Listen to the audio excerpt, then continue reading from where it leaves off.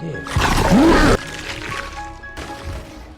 While exploring space in search of habitable planets, a probe owned by the bioengineering company Life Foundation made a remarkable discovery. It comes across a comet full of symbolic life forms.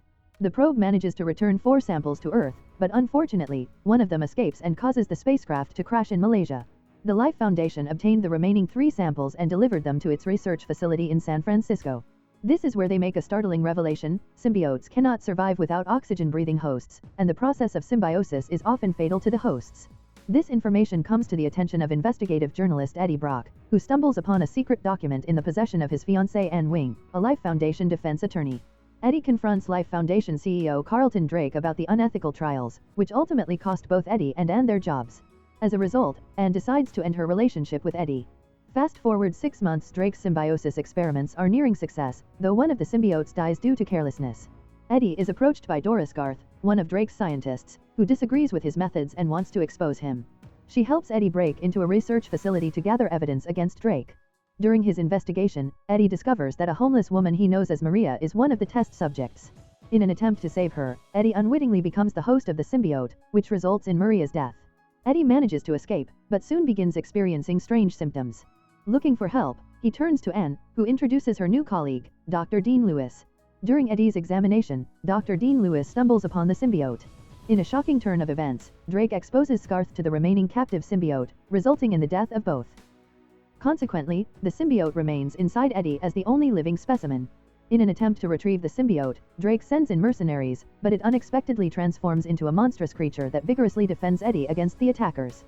Later, the creature reveals itself to Eddie as Venom and reveals that the comet is on a quest to find planets suitable for the symbiote and can eat the inhabitants. If you enjoy watching this video, then subscribe to Angel Recaps for the latest movie's explanation.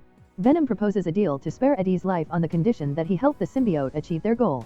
Using enhanced abilities granted by the symbiote, Eddie infiltrates his former workplace to present evidence of Drake's illegal activities. However, his actions attract the attention of a group of SWAT officers who surround him. Observing Eddie's transformation and realizing the harmful effects of the symbiote on his internal organs, Anne intervenes and takes Eddie to Lewis' office. There, they reveal that the symbiote is causing Eddie's organs to malfunction. Eddie discovers that the symbiote has 2 weaknesses: loud noises and fire. Despite Venom's reassurances that the organ damage can be reversed, Anne installs an MRI machine to separate Eddie from the symbiote. Unfortunately, Drake's men seize the opportunity and capture Eddie.